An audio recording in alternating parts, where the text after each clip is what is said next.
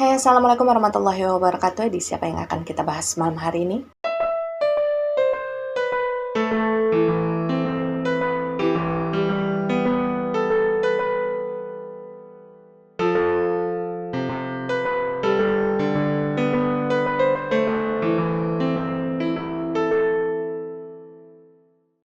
Ya, malam hari ini kita akan masuk lagi ke dalam edisi Dongeng Malam, dan kisah yang akan kita dengarkan bersama kali ini merupakan kisah dari sosok residual energi bernama Annie. Annie merupakan murni seorang anak keturunan Belanda, di mana pada saat itu beliau ini lahir dan memang besar sampai kemudian tiada di negara kita. Lain terakhir kehidupan Annie ada di antara rentang waktu tahun 30 sampai 40-an, dan beliau ini tiada ketika usianya sekitar 10 sampai 11 tahunan. Dan seperti biasa sebelum memulai, disclaimer dulu bagi kalian yang mungkin baru pertama kali menonton channel YouTube ini, bahwasanya edisi Dongeng Malam merupakan edisi di mana kita akan sama-sama mendengarkan kisah dari para residual energi di luar sana yang dulunya pernah hidup melalui pembacaan residual memori yang mereka miliki. Mengenai nantinya kalian akan percaya atau tidak dengan kisah mereka, itu sudah menjadi hak kalian. Yang terpenting adalah bagaimana caranya kita bisa saling menghargai dan juga saling menebarkan energi yang positif. Dan karena rata-rata durasi video yang ada di YouTube saya ini panjang, jadi semisal kalian merasa cara saya membawakan cerita terlalu lambat, kalian bisa percepat saja videonya.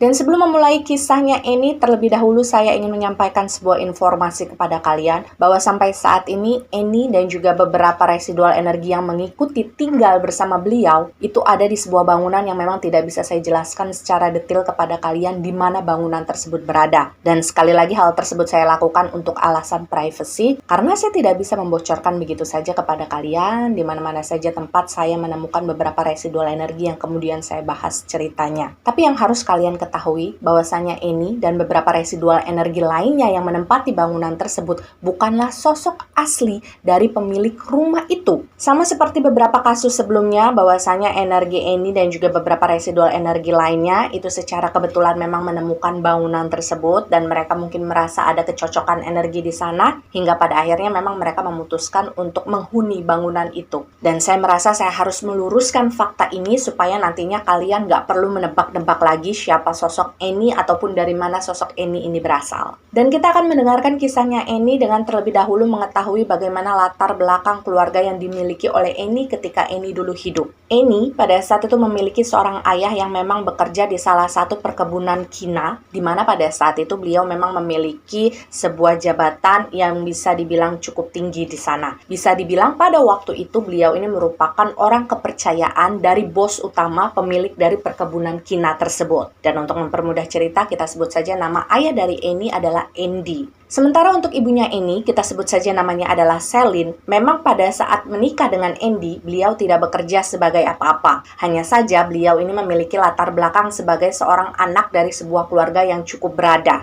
Hanya saja ketika memang pada saat itu usianya Celine ini masih terbilang cukup muda, Celine memutuskan untuk menikah dengan Andy. Meskipun pada saat itu orang tuanya Celine sepertinya tidak terlalu menyetujui. Jadi sempat ada drama di mana Celine ini kayak kawin lari lah dengan Andy. Hingga pada akhirnya Celine ini tinggal bersama Andy di sebuah rumah, di mana pada saat itu rumah tersebut memang berdekatan dengan lokasi di mana perkebunan kina tempat Andy ini bekerja berada. Dan yang harus kalian ketahui bahwa ceritanya Annie ini sebagian nanti akan kita dengarkan melalui point of view-nya Marcia juga. Karena kita tidak bisa memungkiri bahwasanya Annie ini kan usianya masih cukup kecil ya ketika beliau meninggal dunia. Jadi memang ada beberapa fase-fase di mana umurnya Annie ini belum bisa menjelaskan secara langsung seperti apa suasana yang pada saat itu dia rasakan ketika dia hidup di antara rentang usia 0 tahun sampai sekitar 6 tahun. Lalu yang jadi pertanyaan, siapakah Marcia? Nanti akan saya jelaskan di dalam cerita. Secara kepribadian, Annie sendiri merupakan seorang anak yang sangat ceria, dia sangat baik, dia sangat sopan. Pokoknya pembawaannya itu benar-benar sangat riang. Dan semenjak Annie ini lahir, kebetulan pada saat itu Annie memang memiliki seorang neni yang namanya adalah Marcia. Jadi kalau mungkin zaman sekarang, Marcia ini kayak semacam babysitternya Annie lah. Dan Marcia ini merupakan wanita Belanda asli ya, tapi memang usianya sudah cukup sepuh. Jadi ketika pada saat itu usianya ini sudah sekitar 10 tahunan, usianya Marcia ini sudah 50 tahun. Dan karena memang pada saat itu Marcia sudah bekerja cukup lama dengan keluarganya Annie, bahkan sebelum Annie ini dilahirkan, maka hubungan yang terjalin di antara Annie dan Marcia ini memang cukup dekat. Karena memang kan Annie diurusin sama Marcia semenjak dia kecil. Bahkan pada saat itu Annie sendiri selalu menganggap Marcia ini sebagai neneknya sendiri. Dan sebagai informasi saja untuk kalian, sebelum Marcia ini pada akhirnya ditugaskan untuk menjaga Annie dalam kesehariannya, Marcia ini terlebih dahulu bekerja sebagai seorang asisten rumah tangga untuk keluarganya Andy dan juga Celine. Dan memang sampai kemudian Marcia dan juga Annie ini menjadi residual energi, mereka ini diberikan kesempatan oleh Gusti Allah untuk berada di dalam satu layer dimensi, di mana di dalam dimensi tersebut mereka ini bisa saling berinteraksi. Jadi mereka ini bisa bersama. Tentu saja setelah mereka mengalami proses yang cukup panjang sebelumnya ya. Jadi nggak ujuk-ujuk mereka benar-benar bisa langsung bareng. Dan bisa saya bilang kepada kalian bahwa sosok Marcia ini sangat overprotective kepada Annie. Bahkan ketika saya berusaha untuk melakukan komunikasi dengan Annie, Marcia ini benar-benar berusaha untuk membentengi Annie. Karena nggak tahu kenapa Marcia ini kayak kelihatan sulit percaya dengan siapapun yang pada saat itu berusaha untuk mengajak Annie ini kayak berkomunikasi. Tapi sebenarnya sikap overprotective yang ditunjukkan oleh Marcia untuk Annie itu ada alasannya. Kenapa? Karena semenjak Annie kecil, Marcia ini selalu menjadi saksi bagaimana Annie sering diperlakukan dengan kasar oleh ibunya sendiri, yaitu Celine. Jadi kalian bayangkan, meskipun dalam beberapa tahun di fase umurnya Annie tidak bisa menjelaskan dengan kata-kata, tapi residual memorinya Annie ini benar-benar menunjukkan bagaimana dia sering sekali dimarah-marahi oleh ibunya semenjak dia kecil. Dia sering sekali dibentak-bentak, bahkan dia juga sering dipukuli. Jadi ibaratnya pada saat itu Annie ini kayak selalu dijadikan tempat pelampiasan kekesalan dari ibunya sendiri. Jadi Annie ini sering dimarahi bukan karena dia nakal ya. Lalu apa yang membuat Celine pada saat itu sampai tega selalu memperlakukan putrinya dengan sikap kasar? Saya rasa itu menjadi pertanyaan kita semua tentu saja. Dan sedikit yang bisa saya jelaskan kepada kalian melalui penggabungan kumpulan dari residual memorinya Annie dan juga Marcia, bahwa pada saat itu dulunya nih, Celine ini memang terlalu sering untuk dikhianati dan juga disakiti hatinya oleh Andy, suaminya sendiri. Dan karena hal tersebutlah, Celine ini kemudian seperti mengalami gangguan emosional. Hal-hal kecil yang terjadi di dalam kesehariannya Celine itu bisa dengan gampang men-trigger kemarahannya Celine. Dan ketika hal tersebut sudah terjadi, ya satu-satunya orang yang bisa dijadikan tempat pelampiasan Celine adalah Annie. Dan menurut Marcia yang sempat menceritakan beberapa hal ya tentang kehidupannya Celine, karena memang di dalam komunikasi kami yang bisa saya temukan hanyalah residual energinya Marcia dan juga Annie saja, sedangkan residual energinya Celine belum bisa terhubung. Jadi memang ada beberapa momen-momen yang terjadi di dalam keluarganya Annie yang berhubungan dengan orang tuanya Annie itu diceritakan melalui residual memorinya Marcia. Jadi memang sedikit banyaknya pada saat itu Marcia bisa mengetahui apa-apa saja yang terjadi di dalam rumah tangganya Celine dan juga Andy bahkan sebelum Annie ini lahir. Dan menurut Marcia sendiri, awalnya sikap Celine itu tidak seperti itu. Ketika baru saja menikah dengan Andy, ketika mereka baru saja pindah ke rumah tersebut, sebenarnya Celine ini adalah seorang wanita yang baik. Dia sangat perhatian dengan suaminya dan dia juga sangat pengertian dengan para pekerjanya. Tapi perubahan Celine ini mulai terlihat ketika rumah tangga Celine dan Andy ini kurang lebih sudah berlalu sekitar setahun sampai 2 tahunan. Dan pada saat itu Annie belum ada. Jadi pada saat itu Andy dan juga Celine ini memang sering sekali bertengkar. Dan kebanyakan alasan dari pertengkaran mereka pada saat itu adalah karena Andy ini sering sekali ketahuan selingkuh. Jadi kalau zaman sekarang Andy ini termasuk pria-pria yang gampang tergoda oleh wanita-wanita cantik di luar sana, kayak semacam playboy lah. Bisa dibilang mungkin karena pada saat itu Andy sendiri posisinya adalah sebagai orang kepercayaan dari bosnya yang memegang kekuasaan di sebuah wilayah gitu kan. Jadi memang pada saat itu secara popularitas Andy ini cukup terkenal di antara wanita-wanita yang mungkin pada saat itu memang spesialisnya mengincar pria-pria berharta banyak, terutama seorang menir. Dan sayangnya memang pada saat itu kalau menurut Marcia ya, Andy ini adalah orang yang gampang tergoda. Jadi bukan hanya sekali 2 kali tuh Andy ini ketahuan kayak selingkuh atau memiliki affair dengan wanita lain di luar sana. Dan tentu saja hal tersebut membuat Celine ini kayak ngerasa kesal karena dia selalu merasa dikhianati, berkali-kali dimaafin tapi selalu diulangi. Dan kalian harus bayangkan bahwa pada saat itu Celine sudah sempat meminta berkali-kali kepada Andy untuk menceraikan dia, tapi Andy ini selalu nggak mau. Jadi Andy ini selalu berusaha untuk mempertahankan rumah tangganya meskipun pada saat itu dia sendiri nggak bisa berkomitmen untuk setia. Dan sampai saat itu sebenarnya Celine sudah betul-betul stres. Marcia sendiri sudah bisa melihat bagaimana saat itu kondisi emosionalnya Celine itu sudah mulai terganggu. Tapi memang situasinya pada saat itu, Celine ini masih sering untuk curhat dengan Marcia. Dan di dalam curhatan-curhatannya tersebut, kebanyakan Celine ini bilang bahwa dia kepengen cerai dari Andy. Dan rencananya dia kepengen balik lagi ke rumah orang tuanya untuk meminta maaf dan memulai hidupnya lagi dari awal. Karena pada saat itu Celine ini kayak udah nggak kepikiran lagi buat memberikan kesempatan yang lain kepada Andy. Dia udah capek. Tapi yang perlu digarisbawahi, meskipun pada saat itu kondisi rumah tangga mereka ini kayak udah di ujung tanduk, Celine juga udah marah banget sama Andy, tapi sebagai seorang istri, Celine ini masih terus memenuhi kewajibannya untuk melayani Andy. Hingga akhirnya tanpa direncanakan sama sekali pada waktu itu, Celine ini hamil. Jadi ya, memang pada saat itu kehamilannya Celine itu datang di waktu yang tidak dia harapkan. Dan ketika Andy mengetahui tentang kabar kehamilannya Celine, tentu saja pada saat itu Andy semakin kekeh nggak mau menceraikan Celine. Bahkan pada saat itu Andy sempat kayak minta maaf gitulah ya kepada Celine. Dia berjanji untuk tidak berselingkuh lagi.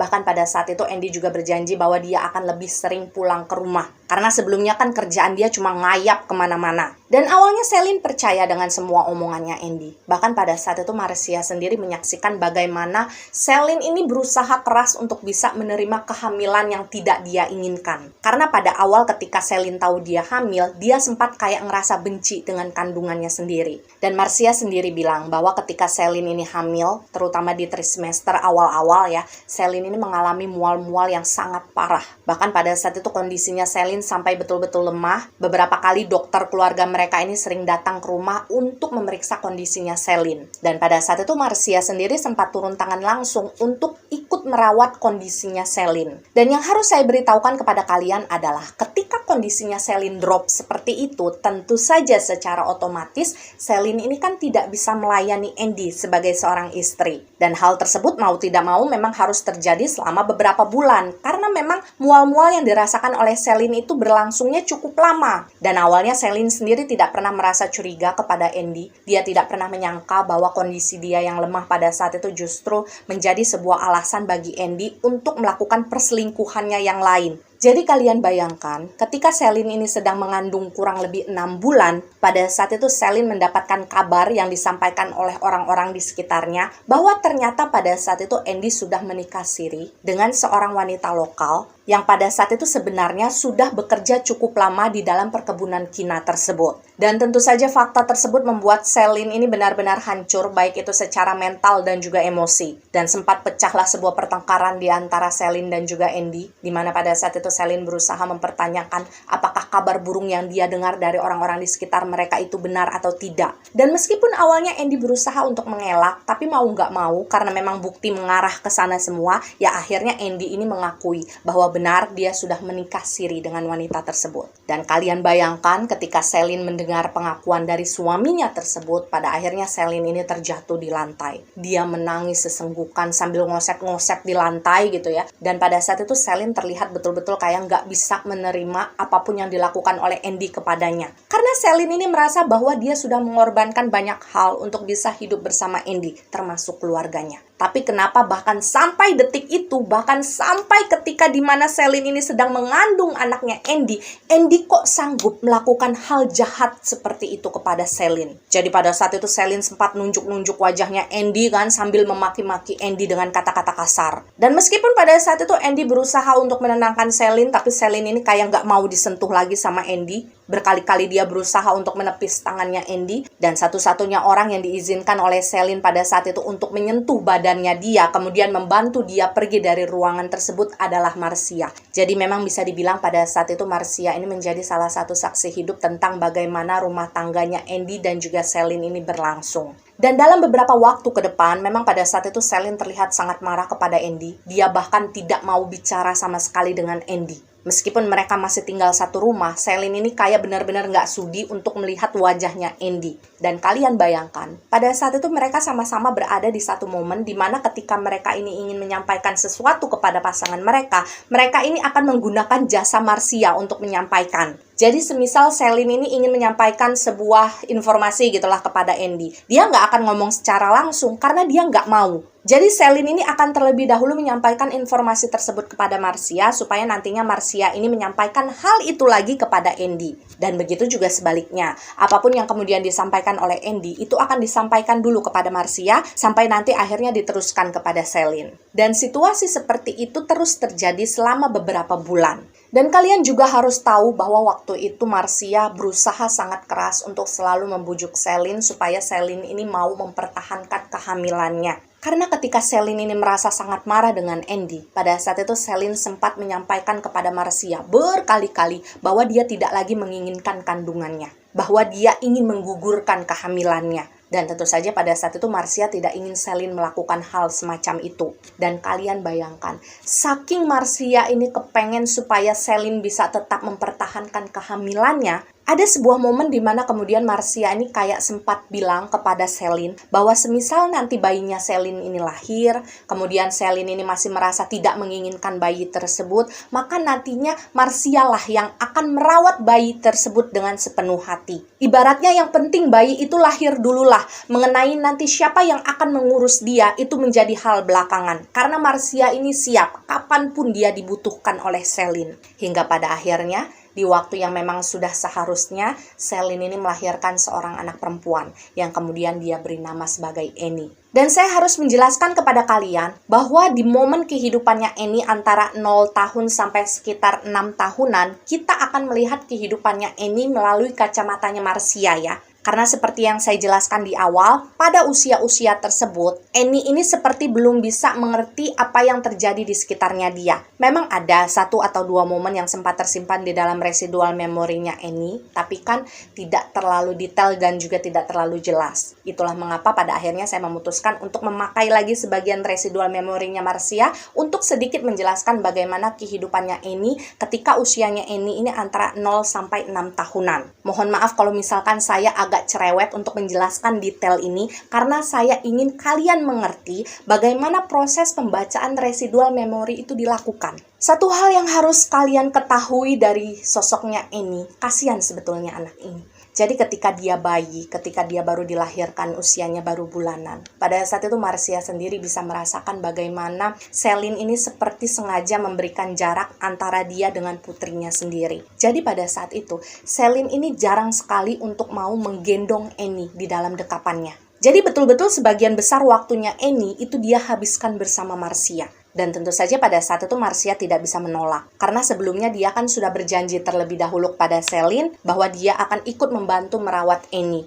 Hanya saja yang membuat Marcia ini kayak sempat merasa sedih adalah ketika Selin ini kayak merasa enggan untuk menyusui bayinya sendiri. Jadi ada masa-masa di mana ketika Annie ini masih bayi, dia kebangun di tengah malam, mungkin karena lapar, itu sengaja digendong oleh Marcia. Kemudian Marcia ini memberanikan dirinya untuk menghampiri Selin yang pada saat itu sedang istirahat di kamarnya, hanya sekedar meminta Selin ini menyempatkan waktunya sebentar saja untuk menyusui Annie, sampai Annie ini merasa kenyang. Begitu pula ketika usianya Annie ini sudah menginjak tahunan. Pada saat itu Selin sama sekali tidak pernah menyempatkan waktunya untuk mengikuti bagaimana tumbuh kembangnya Annie sebagai seorang anak-anak. Jadi dengan kedua tangan Marcia sendirilah pada saat itu Annie ini diajarkan untuk bicara, diajarkan caranya berjalan, diajarkan caranya untuk membaca dan menulis sebelum usianya Annie ini masuk ke masa-masa sekolah. Sementara di sisi yang lain, pada saat itu Selin ini justru terlihat seperti sedang menyeting ulang kehidupan dirinya sendiri. Jadi pada saat itu dia mulai menghabiskan banyak waktunya untuk berkumpul dengan teman-teman sebayanya, untuk keluar, untuk jalan-jalan, terkadang sampai tidak mengenal waktu, bahkan seolah Selin ini kayak lupa kalau misalkan di rumah dia punya bayi. Memang sih di satu sisi Marcia bisa melihat bagaimana saat itu Selin ini moodnya kembali berubah menjadi ceria, dia terlihat menjadi happy ketika dia menyeting ulang dirinya sendiri. Tapi di sisi yang lain, Marcia juga merasa sedih karena pada saat itu kehidupan baru yang dijalani oleh Celine itu seolah-olah kayak membuat Annie itu nggak ada di dalam kehidupannya. Jadi Annie ini kayak betul-betul kehilangan peran dari sang ibu. Dan memang pada saat itu rumah tangga yang terjalin di antara Celine dan juga Andy masih berjalan seperti biasa. Andy masih belum terlalu sembuh dengan sifat aslinya yang doyan selingkuh. Hanya saja bedanya pada saat itu Celine seperti sudah tidak mau terlalu ambil pusing lagi dengan tingkahnya Andy. Jadi Celine ini kayak sudah mulai belajar untuk masa bodoh. Tapi meskipun begitu, ketika Celine ini kayak ngerasa marah terhadap sesuatu yang kebanyakan disebabkan oleh Andy, maka yang akan dijadikan tempat oleh Celine untuk melampiaskan kekesalannya dia tetap adalah Annie. Karena mungkin pada saat itu Celine menganggap bahwa Annie ini kan tidak bisa melawan. Dia yang paling lemah yang ada di rumah tersebut. Dan kalau boleh jujur, masa-masa ketika di mana Annie ini baru bisa berjalan, kemudian belajar berlari ke sana kemari, itu merupakan masa-masa paling sulit bagi Marcia. Kenapa seperti itu? Karena di masa-masa tersebut, Annie ini sulit sekali untuk diatur. Jadi dia betul-betul kayak pengen mengeksplor semua bagian rumah. Dan kadang-kadang Annie ini sering sekali masuk ke dalam kamarnya Celine ketika Celine ini sedang beristirahat. Dan pada saat itu Marcia tahu kalau Celine tidak menyukai hal tersebut. Dan memang pada masa-masa tersebutlah Marcia ini pada akhirnya menyaksikan bagaimana Celine mulai sering untuk membentak-bentak Annie. Marcia ini mulai sering melihat bagaimana Celine memperlakukan Annie dengan kasar, baik itu secara verbal ataupun tindakan. Jadi Celine ini nggak segan-segan untuk mendorong Annie ataupun memukul Annie ketika Annie ini sedang melakukan sesuatu yang tidak Celine suka. Dan tentu saja sikap yang ditunjukkan oleh Celine pada saat itu membuat Annie ini kayak ngerasa shock. Dan sebagai anak kecil yang belum mengerti tentang apa-apa, setiap kali Annie ini dimarahi oleh ibunya, tentu saja pada saat itu Annie ini menangis sesenggukan. Dan biasanya ketika Annie ini sudah menangis, maka dia akan mengadukan segala sesuatunya kepada Marcia. Dan tidak ada hal yang bisa dilakukan oleh Marcia pada saat itu selain menenangkan Annie dan berusaha untuk menasehati Annie supaya Annie ini nggak nakal lagi kalau misalkan dia ada di rumah bersama Celine. Dan sebenarnya secara jujur, Marcia sendiri mengatakan bahwa dia tidak mengerti apa yang membuat Celine pada saat itu masih merasa begitu tidak suka dengan anaknya sendiri. Apakah karena pada saat itu Annie memang dilahirkan di dalam waktu yang tidak diharapkan? Tapi bukankah kehadirannya Annie di dalam kehidupan Celine merupakan salah satu bagian dari takdir Tuhan? Lagi pula Annie kan darah dagingnya Celine sendiri ya. Marcia ini kayak nggak habis pikir kenapa pada saat itu Celine sampai tega untuk memperlakukan Annie seperti itu. Dan terlepas dari bagaimana Celine memperlakukan Annie, kita akan sedikit membahas tentang bagaimana Andy sebagai seorang ayah memperlakukan Annie. Bisa dibilang pada saat itu Andy tidak segalak Celine tentu saja. Tapi kalau misalkan ditanya apakah pada saat itu Andy sangat perhatian dengan Annie atau tidak, jawabannya adalah tidak. Kalian mungkin bisa membayangkanlah seperti apa pribadinya Andy pada saat itu. Orang yang selengean, orang yang tidak terlalu peduli dengan apapun yang terjadi di rumahnya. Begitu pula dengan apa yang terjadi kepada Annie. Jadi ketika dia pulang ke rumah, ya dia hanya menyapa Annie seadanya saja. Tidak pernah secara khusus meluangkan waktu untuk mendengarkan Annie bercerita atau bermain dengan Annie. Jadi memang pada saat itu Annie ini benar-benar kekurangan kasih sayang dari kedua orang tuanya. Meskipun pada saat itu yang harus kalian ingat ya, Andy memang tidak pernah main tangan dengan anaknya sendiri, berbeda dengan Celine. Jadi sampai di sini bisa dibilang bahwa pada saat itu Annie cuma punya Marcia dan Marcia memang cuma punya Annie. Dan kalian harus tahu, Marcia ini betul-betul sayang kepada Annie. Jadi Annie ini kayak sudah dia anggap sebagai darah daging dia sendiri. Kenapa Marcia bisa sangat sayang kepada Annie? Karena dulunya Marcia ini sempat punya seorang anak laki-laki. Hanya saja anak laki-lakinya tersebut sempat menghilang tanpa kabar, nggak tahu kemana, apakah dia diculik ataukah dia dieksekusi. Dan memang ketika anak laki-lakinya Marcia tersebut menghilang, usianya hampir sama dengan usianya Annie pada saat itu.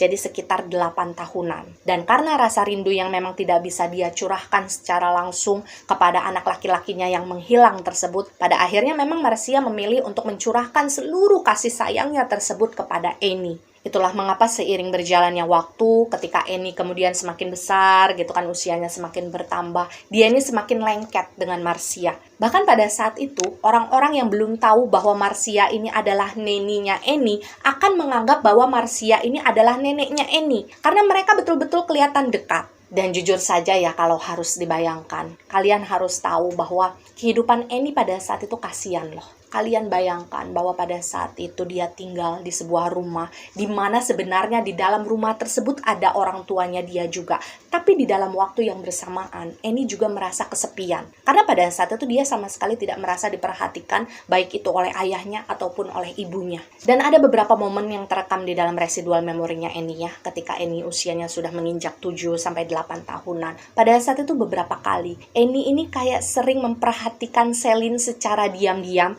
ketika Celine ini sedang melakukan sesuatu di rumah. Jadi pada saat itu Annie ini kayak ngerasa kangen gitu sama ibunya. Dia kepengen berinteraksi dengan ibunya, tapi dia takut, dia nggak berani. Dia nggak mau mengganggu Celine, dia nggak mau membuat Celine itu marah. Jadi yang bisa Annie lakukan pada saat itu ya cuma kayak ngeliatin ibunya aja dari jauh. Annie ini sampai sering nangis loh. Karena pada saat itu kan dia sudah mengerti dengan situasi yang terjadi di sekitarnya ya. Jadi Annie ini kayak merasa kenapa pada saat itu Celine tidak bisa memperhatikan dia. Kok beda gitu dengan ibu dari teman-teman saya yang lainnya. Dan tentu saja pada saat itu Marcia tidak bisa menjelaskan apa-apa kepada Annie. Dia cuma bisa menenangkan Annie saja. Dan sampai di bagian ini kita akan mulai membahas tentang beberapa momen yang terekam di dalam residual memorinya Annie. Karena pada saat itu usianya Annie ini sudah 8 tahun ke atas. Jadi secara pemahaman Annie ini sudah menyadari apa yang terjadi di sekitarnya dia. Dan dia sendiri sudah bisa menjabarkan secara mandiri tentang apa yang dia alami pada saat itu.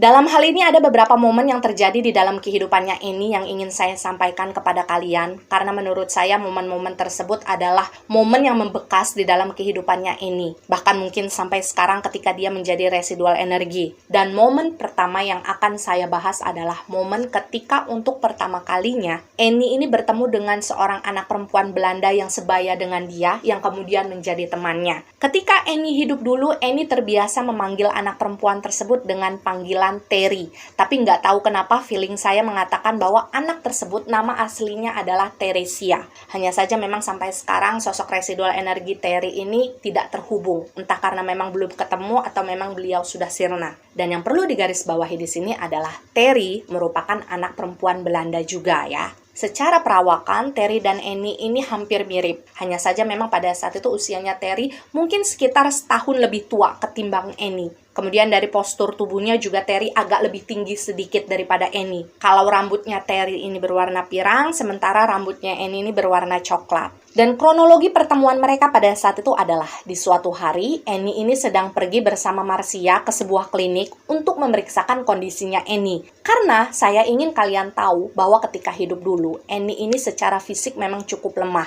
Jadi dia ini gampang sekali sakit. Mungkin kalau zaman sekarang, Annie ini bisa dibilang imunnya lumayan lemah. Jadi setiap kali ada pergantian musim, maka Annie ini pasti akan sakit. Dan kebetulan ketika di hari tersebut Annie ini sedang duduk bersama Marcia di ruangan tunggu. Nah pada saat itu ada anak perempuan sebayanya Annie yang duduk di sebelahnya, yaitu Terry. Dan karena mungkin pada saat itu baik Terry dan juga Annie ini sama-sama anak yang humble, sama-sama anak yang gak malu untuk ngajak kenalan, untuk ngajak ngobrol. Pada akhirnya waktu itu Annie ini mengajak Terry untuk berkenalan. Dan pada saat itu mereka sempat ngobrol sebentar. Dan dari obrolan tersebutlah pada akhirnya Annie tahu bahwa ternyata rumahnya Terry itu tidak terlalu jauh dari rumahnya Annie. Hanya saja mungkin karena sebelumnya Annie ini jarang keluar rumah, jadi Annie ini nggak tahu. Dan bisa dibilang semenjak perkenalan mereka di klinik tersebut, pada akhirnya Annie dan Terry ini jadi berteman. Hanya saja memang pada saat itu masih sangat sulit bagi mereka berdua untuk sering ketemu.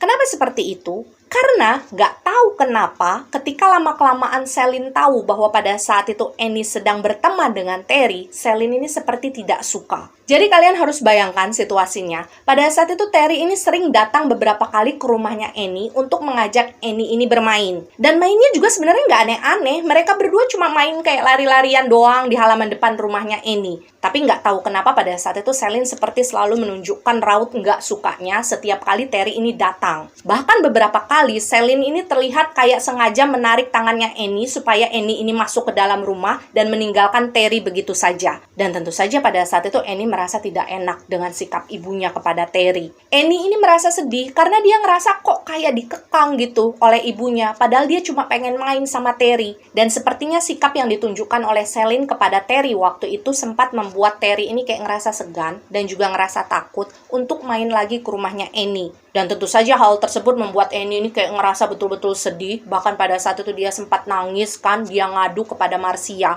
Dan mungkin lama-kelamaan Marcia ini mulai merasa kasihan kepada Annie karena waktu itu Annie sering nangis. Jadilah pada akhirnya mulai saat itu Marcia mulai sering untuk melanggar aturan-aturan yang sebelumnya sudah dibuat oleh Celine di rumah tersebut. Dan salah satu pelanggaran yang dilakukan oleh Marcia pada saat itu adalah dia mulai sering untuk mengajak Annie ini keluar dari rumah dengan alasan-alasan yang sebenarnya dia buat-buat. Jadi pada saat itu, Marcia ini sering beralasan kepada Celine mau ngajak Annie ini kayak pergi ke pasar, atau mengajak Annie ini pergi ke klinik untuk menebus obat. Pokoknya alasan-alasan yang sekiranya bisa membuat Marcia ini membawa Annie keluar sebentar dari rumah tersebut. Dan tujuannya Marcia pada saat itu tidak lain tidak bukan hanyalah untuk membawa Annie ini datang ke rumahnya Terry supaya mereka bisa main sebentar di sana. Biar Annie ini kayak nggak ngerasa sedih lagi gitu loh. Jadilah memang pada saat itu akhirnya Annie inilah yang lebih sering untuk mendatangi Terry dan bermain bersama. Karena menurut Annie dan Marcia hal tersebut jauh lebih aman. Dan kalian harus tahu bahwa pada saat itu Annie merasa betul-betul happy. Dia juga merasa sangat beruntung karena memiliki sosok Marcia di dalam hidupnya. Karena Marcia ini selalu mau berusaha untuk membantu Annie dalam situasi apapun, sesulit apapun hal tersebut. Dan di dalam pertemanan Annie dan juga Terry pada saat itu secara pelan-pelan ya, Annie ini berusaha untuk menjelaskan kepada Terry tentang bagaimana sikap ibunya.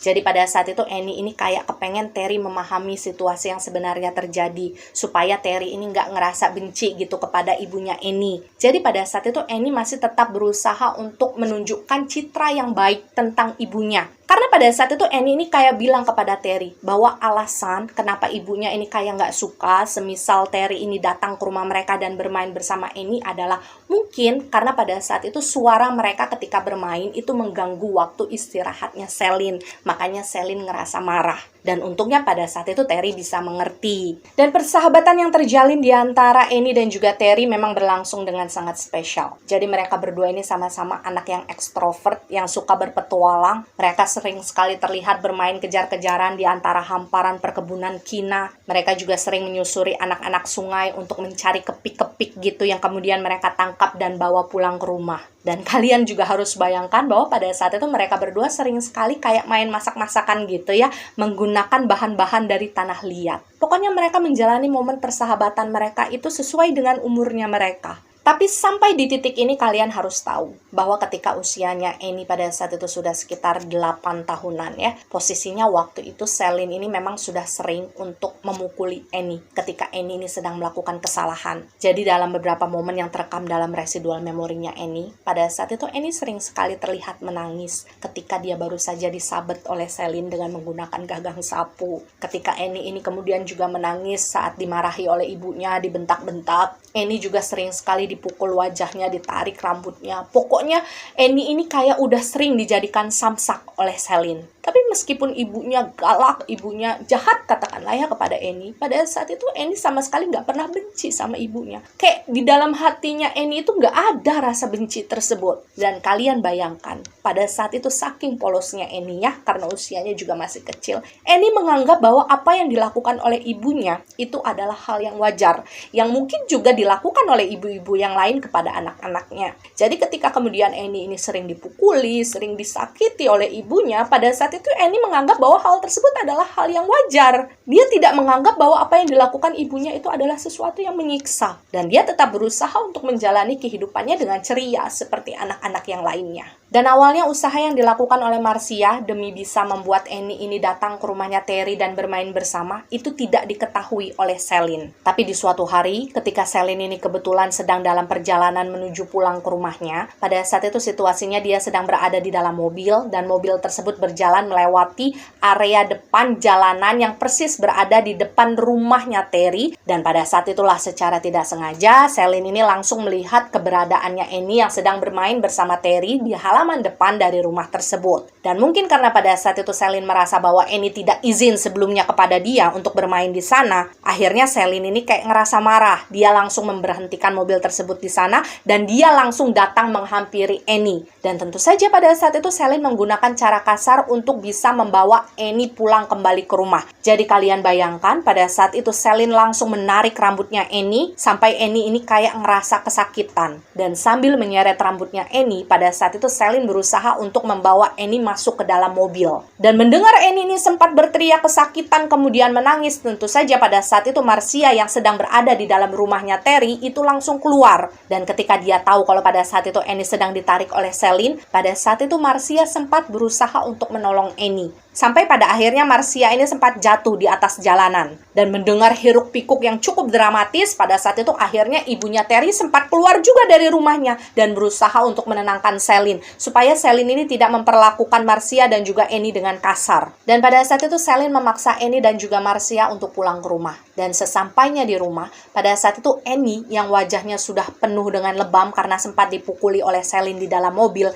itu langsung dia kurung di dalam kamar. Pada saat itu Selin tidak mengizinkan Annie untuk pergi kemana-mana. Tapi yang paling membuat Annie merasa sedih saat itu adalah ketika dia mendengar di luar kamarnya pada saat itu Marcia sedang dimarah-marahi oleh Selin. Tapi memang pada kesempatan itu Marcia sendiri sudah mulai bisa memberanikan dirinya untuk menjawab perkataan-perkataannya Selin yang dia anggap tidak benar. Jadi Marcia ini mulai berani untuk membela Annie secara terang-terangan. Dia sudah tidak mau diam begitu saja ketika dibentak-bentak oleh Selin. Dan situasi yang harus saya jelaskan kepada kalian tentang saat itu adalah sepertinya memang Selin ini menaruh hormat tersendiri terhadap dirinya Marcia. Karena bagaimanapun kan usianya Marcia jauh lebih tua ketimbang Selin dan juga Andy. Apalagi pada saat itu Marcia juga sudah bekerja sangat lama di keluarga mereka. Bisa dibilang mungkin pada waktu itu Marcia sudah dianggap sebagai bagian keluarga dari mereka lah. Jadi sengotot-ngototnya Marcia untuk membela Annie di depan Selin dan juga Andy, ya Marcia ini nggak akan pernah dipecat juga. Dan secara khusus Marcia juga mengakui bahwa semenjak awal ketika dia melihat bagaimana Annie ini diperlakukan di dalam keluarganya oleh kedua orang tuanya sendiri, semenjak saat itulah Marcia seperti bertekad di dalam hatinya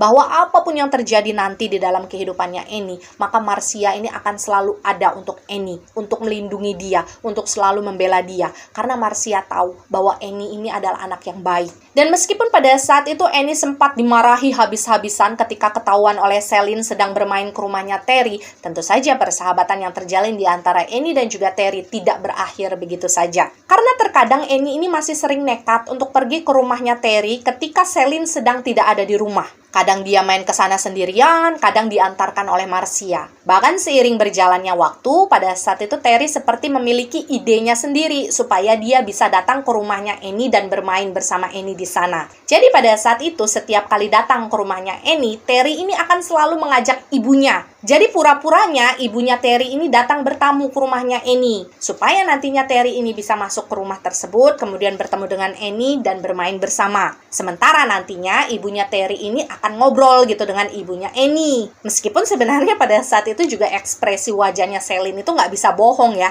Dia kayak kelihatan bete setiap kali Terry datang ke sana bersama ibunya. Dan segala sesuatu yang dilakukan oleh Annie dan Terry di dalam persahabatan mereka supaya mereka ini bisa tetap saling bertemu satu sama lain, bisa bermain bersama, pada akhirnya membuat persahabatan mereka ini lumayan langgeng. Dan mereka ini berteman sampai beberapa tahun ke depan. Dan momen kedua yang terekam dalam residual memorinya Annie yang ingin saya ceritakan kepada kalian adalah ketika kurang lebih usianya Annie pada saat itu sudah sekitar 9 tahunan. Pada saat itu situasinya Annie ini sedang berjalan kaki secara diam-diam untuk pergi ke rumahnya Terry seperti biasa. Tapi di dalam perjalanan tersebut, secara tidak sengaja, Annie kemudian menemukan seekor anjing yang sedang terluka, itu terkapar di pinggir jalan. Dan waktu itu anjingnya masih berukuran kecil ya, mungkin sekitar 4 atau 5 bulan. Dan karena merasa kasihan, akhirnya pada saat itu Annie ini sempat berhenti, kemudian memperhatikan kondisi anjing tersebut. Karena anjing tersebut kelihatan kayak lemah dan tidak bergerak. Dan pada saat itulah akhirnya Annie tahu bahwa anjing tersebut sedang terluka.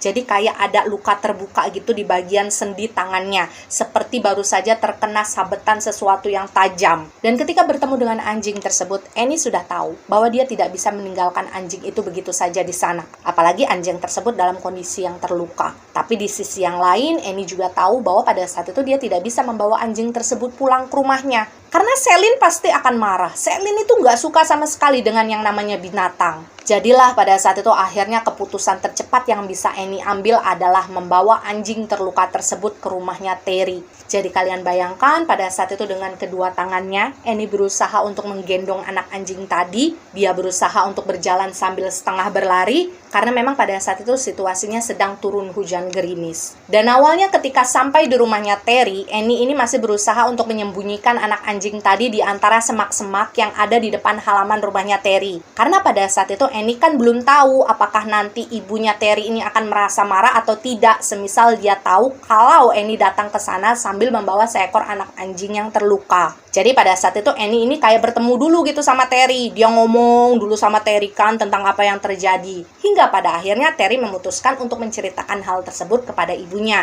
Dan ternyata pada saat itu ibunya Terry ini kayak welcome. Ibunya Terry justru menyuruh Annie untuk membawa anak anjing tersebut masuk ke teras rumah mereka karena di luar sedang gerimis. Dan Annie bilang mungkin itu adalah salah satu momen paling mengharukan di dalam hidupnya dia yang tidak bisa dia lupakan. Karena pada saat itu dia ingat sekali momennya di mana dia meletakkan anak anjing tadi di tengah-tengah teras, di mana pada saat itu ada Annie, ada Terry, dan juga ibunya Terry yang duduk mengelilingi anak anjing tadi untuk memperhatikan kondisinya. Pada saat itu Annie merasa benar-benar terharu ketika dia melihat ibunya Terry ini benar-benar perhatian kepada anak anjing tersebut. Jadi ibunya Terry ini kayak berusaha untuk melihat dengan seksama luka yang pada saat itu ada di badan anak anjing tersebut. Dan setelahnya ibunya Terry bilang di hadapannya Annie dan juga Terry bahwa nanti agak siang setelah gerimis reda, ibunya Terry ini akan pergi untuk mencari dokter hewan supaya nantinya anak anjing tersebut bisa diobati. Dan untuk sementara waktu, ketika anjing tersebut mungkin membutuhkan waktu untuk pemulihan, maka ibunya Terry ini mengizinkan agar anak anjing tersebut tinggal sementara di area gudang rumahnya Terry, yang pada saat itu kayak bersebelahan gitu loh dengan bagian utama rumahnya Terry. Dan pada saat itulah akhirnya Annie sempat menangis di hadapannya Terry dan juga ibunya Terry. Jadi nangisnya itu kayak tanpa direncanakan aja. Dan ketika kemudian Terry sempat bertanya kepada Annie, "Kenapa kamu menangis?" Dan kalian mau tahu nggak pada saat itu Annie jawab apa? Jadi dengan suaranya yang terbata-bata sambil mengelap air matanya, Annie bilang kepada Terry, "Saya iri sama kamu karena kamu punya ibu yang baik. Kamu punya ibu yang sayang sama kamu." Bahkan pada saat itu Annie juga merasa kalau dia diperhatikan oleh ibunya Terry. Annie juga bilang kepada Terry bahwa dia berterima kasih karena selama ini Terry dan ibunya selalu mau peduli dengan segala sesuatu yang dilakukan oleh Annie. Padahal sebenarnya Annie sendiri bukan siapa-siapanya mereka gitu kan, bukan keluarga. Ibaratnya Annie cuma berteman doang sama Terry. Tapi Annie ngerasa kalau dia betul-betul disayang di dalam keluarganya Terry. Dan ketika Annie menangis, dia mengungkapkan hal tersebut, ibunya Terry itu sempat mendekap Annie cukup lama. Dan ya semenjak saat itu pada akhirnya Annie dan juga Terry sama-sama memutuskan untuk memberikan nama Becky terhadap anjing tersebut. Dan memang setelah anjing tersebut diobati, sudah sembuh lukanya, pada saat itu Terry memutuskan untuk tetap mengurus anjing tersebut ya di rumahnya dia. Meskipun pada saat itu Terry selalu bilang kepada Annie bahwa bagaimanapun Becky ini tetaplah anjingnya Annie. Karena Annie lah yang sudah menemukan Becky terlebih dahulu. Dan apapun yang dilakukan oleh Terry dan ibunya pada saat itu untuk Becky adalah cara mereka untuk menolong Annie supaya Annie ini tetap bisa memelihara Becky tanpa harus membawa Becky ini pulang ke rumahnya Annie. Karena mereka tahu kalau misalkan Becky dibawa pulang ke rumahnya Annie pasti akan dimarahi oleh ibunya. Dan Annie betul-betul merasa bersyukur dengan apa yang dilakukan oleh Terry dan juga ibunya waktu itu. Karena meskipun pada saat itu Annie tidak bisa menyediakan tempat tinggal untuk Becky, tapi atas bantuannya Terry, Annie tetap bisa bermain bersama Becky. Jadi kalian bayangkan pada saat itu situasinya, Annie dan Terry ini kan sudah sekolah ya. Meskipun memang mereka pada saat itu sekolahnya beda. Hanya saja semenjak memiliki Becky di rumahnya Terry, hampir setiap hari Annie ini selalu menyempatkan waktunya setelah dia pulang sekolah untuk menengok Becky. Jadi dia datang ke rumahnya Terry, supaya dia bisa bermain dengan Becky dan juga Terry. Dan hal yang paling sering mereka lakukan pada saat itu adalah main lari-larian bersama Becky di halaman depan rumahnya Terry. Dan kalian percaya nggak? Pada saat itu Annie dan Terry ini sudah membicarakan banyak hal tentang masa depan yang ingin mereka lakukan. Jadi anak seusia mereka itu sudah tahu ke depannya mereka kepengen jadi apa. Dan mereka ingin menjalani kehidupan tersebut bersama-sama sebagai teman. Bahkan pada saat itu Annie dan juga Terry sempat berjanji bahwa bahwa nantinya mereka akan masuk di sekolah menengah yang sama, supaya mereka ini nantinya bisa selalu sama-sama. Pada saat itu Annie dan juga Terry memiliki cita-cita yang sama pula, yaitu menjadi seorang perawat. Itulah mengapa ketika Annie ini sering bermain ke rumah Terry, mereka ini sering sekali bermain berpura-pura menjadi seorang perawat. Dan pada saat itu di waktu-waktu senggang mereka sering sekali terlihat di dalam residual memorinya Annie ya. Annie ini sering sekali membantu Terry untuk mengepang rambutnya. Karena pada saat itu Terry merasa suka melihat kepangan rambutnya Annie. Tapi sayangnya memang ketika usianya Annie mungkin sudah sekitar 10-11 tahunan, pada saat itu wilayah tempat di mana mereka tinggal itu dilanda sebuah wabah penyakit. Secara detail saya tidak berani memastikan itu penyakit apa, tapi yang jelas memang cukup menular. Tapi kalau misalkan dilihat dari kondisi luar dari orang-orang yang pada saat itu sudah sempat terpapar, memang terlihat penyakit tersebut mirip sekali dengan cacar. Dan apapun nama penyakit tersebut, kemungkinan di masa itu penyakit tersebut belum memiliki penanggulangan obat yang cukup mumpuni. Jadi ketika kemudian wabah tersebut menyebar, pada akhirnya memang banyak sekali korban yang meninggal dunia karena penyakit tersebut. Dan kalau kalian ingat sebelumnya di dalam cerita ini saya sudah bilang bahwa secara fisik kondisinya Annie ini cukup lemah. Jadi dia gampang sekali sakit. Jadi sudah bisa ditebak ketika kemudian wabah tersebut menyebar di wilayah tempat mereka tinggal, Annie ini pada akhirnya ikut terkena. Dan sebenarnya sebelum Annie sempat terpapar oleh penyakit tersebut, Marcia ini sudah berusaha untuk membatasi Annie supaya nggak terlalu sering main di luar rumah. Karena sudah banyak orang yang ada di sekitar mereka itu terkena gitu oleh wabah penyakit tersebut. Tapi sayangnya meskipun pada saat itu Marcia sudah berusaha sekuat tenaga untuk melindungi Annie dengan caranya, ya pada akhirnya penyakit tersebut tetap datang kepada Annie. Dan apa yang terjadi kepada Annie awalnya adalah demam yang sangat tinggi. Dia menggigil. Tapi meskipun suhu badannya pada saat itu tinggi, Annie ini merasa bahwa sekujur badannya itu dibanjiri oleh keringat. Dan karena apa yang dialami oleh Annie pada saat itu memang terlihat seperti tanda-tanda dari penularan penyakit wabah yang pada saat itu sedang ramai di wilayah mereka, pada akhirnya waktu itu dipanggillah seorang dokter ke rumahnya Annie supaya Annie ini bisa diperiksa kondisinya. Dan benar saja, pada saat itu dokter mendiagnosa bahwa benar Annie sepertinya sudah menjadi salah satu korban yang kemudian terpapar oleh wabah penyakit tersebut. Dan Annie bilang ketika pertama kali dia tahu bahwa dia ikut tertular oleh penyakit itu ya, dia sempat merasa sangat takut. Dengan pemikirannya yang sangat polos sebagai seorang anak-anak, pada saat itu Annie sempat bertanya-tanya di dalam hatinya, apakah sebentar lagi saya akan meninggal karena penyakit ini? Karena setahunya Annie sebelum dia sempat terkena paparan penyakit tersebut ya, dia kan sempat dengar nih dari tetangga-tetangga sekitarnya bahwa tidak banyak orang yang pada akhirnya bisa bertahan ketika mereka sudah terpapar oleh penyakit tersebut. Karena memang secara pengobatan itu belum ditemukan obat yang manjur. Dan tentu saja pada saat itu Marcia ikut merasa sedih dengan apa yang terjadi kepada dirinya Annie. Tapi apakah kalian tahu apa yang kemudian dilakukan oleh kedua orang tuanya Annie ketika mereka tahu bahwa pada saat itu putri sematawayang mereka ikut tertular penyakit yang sedang mewabah di wilayah mereka? Kalian bayangkan, pada saat itu Celine dan Andy justru memutuskan untuk pindah sementara dari rumah mereka dan meninggalkan Annie sendirian di sana untuk menjalani isolasi. Jadi pada saat itu yang difikirkan oleh Celine dan juga Andy, mereka takut tertular. Dan demi tidak tertular, pada akhirnya mereka memutuskan untuk menyewa sebuah rumah yang letaknya cukup jauh dari wilayah tersebut. Dan untuk sementara waktu mereka akan tinggal di sana.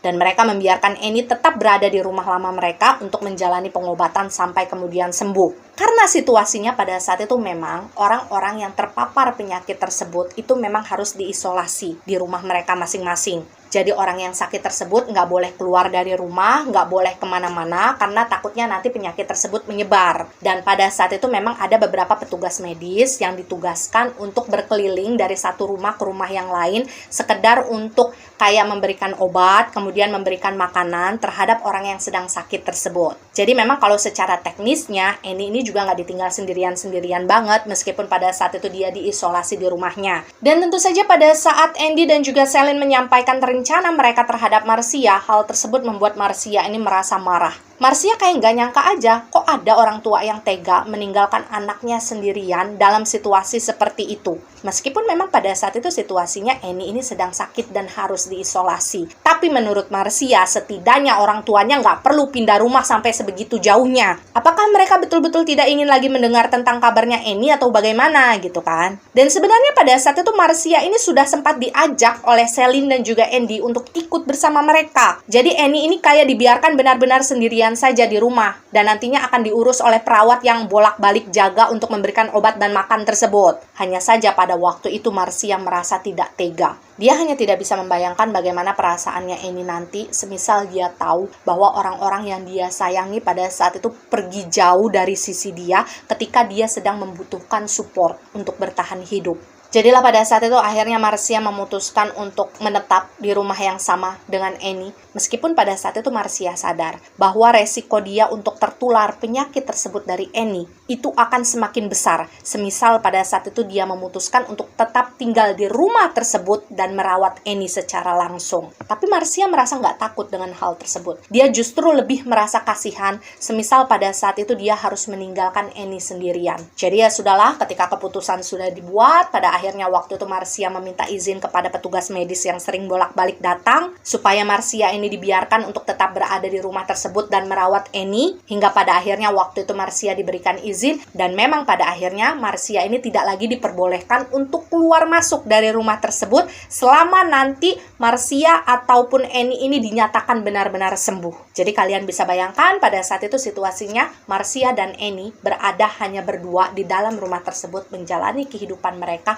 selama beberapa waktu ke depan, tanpa bisa keluar kemana-mana, tanpa bisa bersosialisasi dengan siapa-siapa. Dan hal yang harus kalian bayangkan pada saat itu begini ya, meskipun memang pada saat itu Marcia atau Annie atau siapapun yang terpapar penyakit tersebut tidak bisa keluar rumah, tapi sudah ada jadwal-jadwal dari para tenaga medis yang memang sudah ditentukan, yang nantinya petugas medis tersebut akan datang ke rumah para warga yang terpapar sakit untuk memberikan obat, kemudian juga memberikan suplai makanan. Jadi meskipun yang sakit ini mengisolasi diri mereka, ya mereka juga nggak akan kelaparan. Mereka tetap dipantau kesehatannya oleh petugas medis Belanda. Dan secara jujur Annie merasa bahwa pada saat itu kondisi dia kayak semakin melemah. Dia seperti merasa bahwa ada hawa panas yang semakin membara setiap harinya di dalam badannya dia. Hanya saja pada saat itu dia nggak berani untuk menceritakan hal tersebut kepada Marcia. Dia takut Marcia ini kayak semakin cemas. Jadilah pada saat itu Annie hanya berusaha untuk terus meminum obatnya sesuai dengan pesan para petugas medis yang datang. Dan sebenarnya keputusan Marcia tetap tinggal di rumah tersebut bersama Annie untuk menjaga Annie gitu kan ya selama dia sakit, itu membuat Annie merasa sangat sedih. Bukan apa-apa, karena pada saat itu Annie kayak ngerasa khawatir aja, gimana semisal nanti Marcia ikut tertular dengan penyakitnya. Tapi di masa-masa tersebut Marcia selalu berusaha untuk menenangkan Annie dan membuat Annie percaya bahwa nanti Annie pasti bisa sembuh. Dan percayalah guys, di dalam masa-masa di mana Annie menjalani isolasinya bersama Marcia, pada saat itu sempat terjadi beberapa momen yang jujur saja bagi saya sendiri cukup mengharukan. Jadi di masa tersebut, sepertinya memang Terry tidak ikut terpapar oleh penyakit itu. Dan mungkin ketika pada akhirnya Terry tahu bahwa Annie kondisinya sedang sakit, ikut terpapar oleh wabah penyakit tersebut, pada akhirnya Terry ini memutuskan untuk memberikan support secara mental kepada temannya itu. Dan kalian tahu nggak apa yang pada saat itu Terry lakukan hampir di setiap harinya ketika Annie sedang sakit dan diisolasi di rumah. Jadi yang harus kalian bayangkan pada saat itu, di dalam kamarnya Annie, tempat di mana dia sering menghabiskan waktunya untuk berbaring karena sakit, kan ada sebuah jendela yang cukup besar. Dan melalui jendela tersebutlah hampir setiap harinya Terry selalu datang untuk melihat secara langsung bagaimana kondisinya Annie. Jadi apa yang dilakukan oleh Terry pada saat itu adalah mengetuk kaca dari jendela tersebut. Kemudian Annie akan membuka gorden jendela tersebut dari dalam kan. Dan pada saat itulah dari dalam kamarnya Annie bisa melihat bagaimana Terry sedang tersenyum, melambaikan tangan gitu kepada Annie dari arah luar jendela. Jadi kalian bisa bayangkan ya, pada saat itu Annie ada di dalam kamarnya, Terry ada di luar, dan di tengah-tengah mereka itu ada jendela yang memang tidak boleh dibuka. Dan yang paling membuat Annie merasa tersentuh pada saat itu adalah Terry datang untuk menjenguk dia dengan membawa Becky bersamanya. Jadi ketika Terry ini kayak lagi melambaikan tangan sambil tersenyum kepada Annie melalui jendela tersebut, ada Becky di sebelahnya Terry sambil ngeliatin Annie. Dan awalnya setiap kali Terry melakukan hal tersebut, Annie pasti selalu nangis karena dia ngerasa sedih, dia juga kayak ngerasa terharu. Dia kangen sama Terry, dia kangen sama Becky, tapi dia nggak bisa berbuat apa-apa kan. Posisinya pada saat itu dia sedang sakit. Dan apa yang dilakukan oleh Terry itu nggak hanya sekali dua kali, dia kesana terus hampir setiap hari di jam-jam sore. Dan terkadang Terry kayak cuma duduk aja gitu di depan halaman yang persis berhadapan dengan jendela kamarnya Annie bersama dengan Becky. Dan dari posisi dia berada waktu itu, Terry cuma kayak senyum aja ngeliatin Annie, dia nungguin Annie di sana. Bahkan kadang-kadang ketika Terry datang untuk menjenguk Annie, pada saat itu Terry sambil membawa sekeranjang buah yang dia bawa dari rumahnya. Dia akan menunjukkan keranjang buah tersebut melalui jendela kepada Annie dengan senyum yang merekah. Dan biasanya memang Terry akan meletakkan buah tersebut di depan pintu rumahnya Annie, karena dia kan nggak boleh masuk. Jadi biasanya nanti petugas medis lah yang datang untuk memasukkan buah-buah tersebut dan memberikannya kepada Annie dan juga Marcia. Dan mungkin karena pada saat itu jendela yang ada di tengah-tengah mereka kan cukup tebal ya, jadi ketika mereka bicara suara itu nggak terlalu terdengar. Kadang mereka itu ngomong kayak menggunakan isyarat tangan gitu loh guys. Jadi pada saat itu terlihat beberapa momen ketika Terry berusaha untuk memberikan semangat kepada Annie supaya Annie ini bisa kuat, sembuh, harus bisa, nanti kita main lagi sama Becky. Gak boleh nangis, gak boleh sedih. Dan asal kalian tahu, interaksi yang terjalin di antara Annie dan juga Terry pada saat itu sempat membuat Marcia ini sering nangis secara diam-diam ketika memperhatikan kedua anak itu lagi ngobrol melalui jendela. Jadi kalian bayangkan, Marcia waktu itu sengaja kayak mojok gitu ya di dalam kamarnya Annie. Kemudian dia nangis, ngusapin air mata karena dia ngerasa sedih gitu.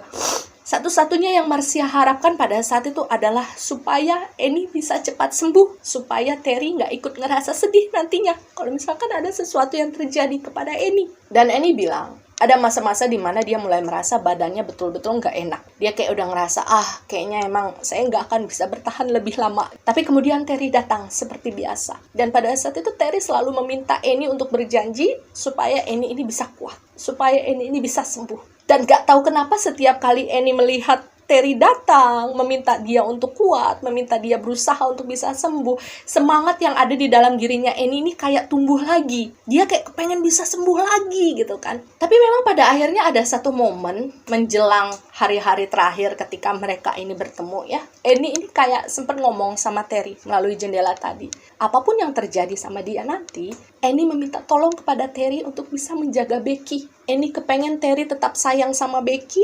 Annie kepengen Terry tetap bisa main sama Becky. Karena Annie nggak mau ngelihat Becky ini kayak sendirian lagi di jalanan. Dan sebenarnya guys, kalau kita melihat dari sudut pandangnya Marcia ya, pada saat itu sebenarnya Marcia juga sudah merasa badannya nggak enak. Jadi dia sudah mulai mengalami gejala-gejala awal yang biasanya menjadi pertanda kalau misalkan pada saat itu dia juga ikut tertular penyakit yang sama dengan yang Annie derita. Hanya saja pada saat itu Marcia memang tidak mau menceritakan apa yang dia rasakan tersebut kepada Annie. Karena Marcia nggak mau nantinya Annie merasa bersalah. Jadi pada saat itu Marcia kayak cuma diam-diam aja ikut meminum obat yang diminum oleh Annie. Karena Marcia merasa dia harus tetap bertahan selama Annie ini masih ada. Dia harus tetap berada di sana.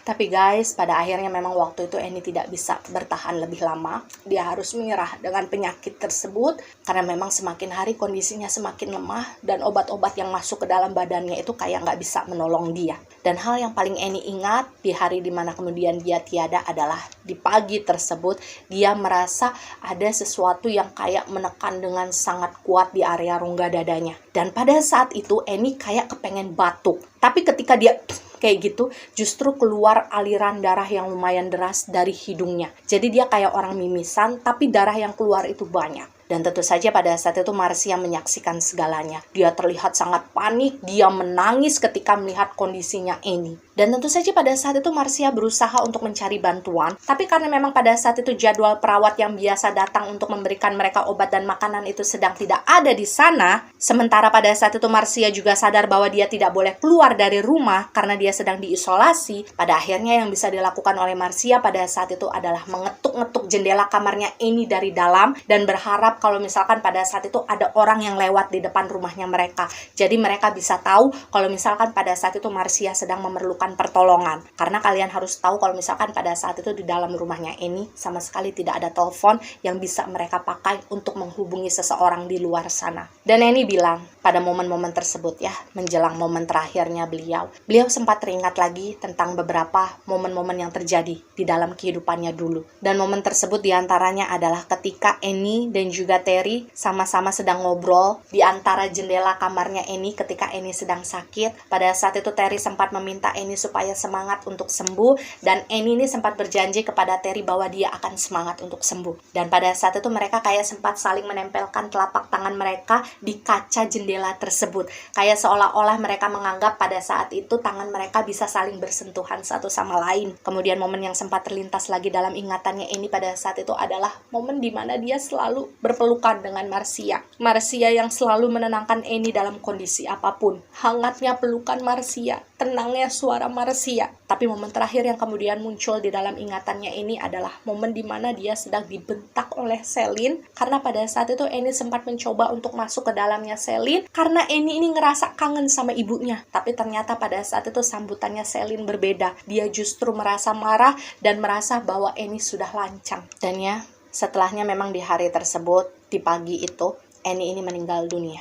Annie sebenarnya meninggal dalam situasi rumah yang hening, yang hangat. Tapi jujur saja pada saat itu hatinya merasa kesepian. Annie merasa rindu dengan semua orang yang pada saat itu sempat ada di dalam hidupnya. Dengan Marcia, dengan Terry, dengan Becky, dan juga kepada orang tuanya. Dan asal kalian tahu, Annie sendiri bilang dia tidak pernah membenci Celine ataupun Andy. Hanya saja memang sampai sekarang Annie sering bertanya-tanya di dalam hati. Kenapa pada saat itu Celine tidak bisa menyayangi Annie sebagaimana harusnya? Kenapa Celine ini tidak pernah bisa menerima keberadaannya Annie di dalam kehidupannya? Dan di akhir komunikasi kami, Annie sempat mempertanyakan sesuatu yang sama sekali tidak bisa saya jawab. Jadi pada saat itu Annie bertanya, apakah menurut kamu ketika hidup dulu saya nakal? Sampai-sampai mami tidak pernah mau untuk memeluk saya.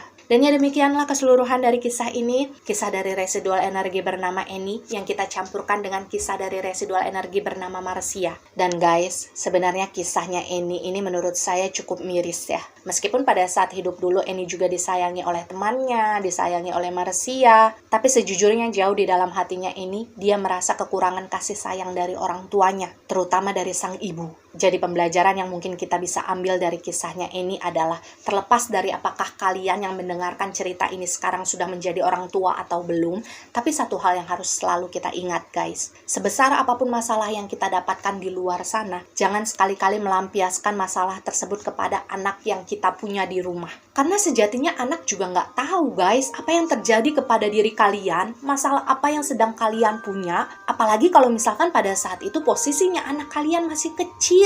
Mereka itu ibarat kertas putih yang rindu untuk dilukis dengan indah oleh orang tuanya. Jadi jangan biarkan anak-anak kita nantinya merasa kesepian, anak-anak kita nantinya justru merasa sendirian ketika mereka menjalani kehidupan. Karena yang namanya anak itu adalah titipan dari Gusti Allah kepada kita, yang pastinya nanti harus kita pertanggungjawabkan bagaimana baik dan juga buruknya.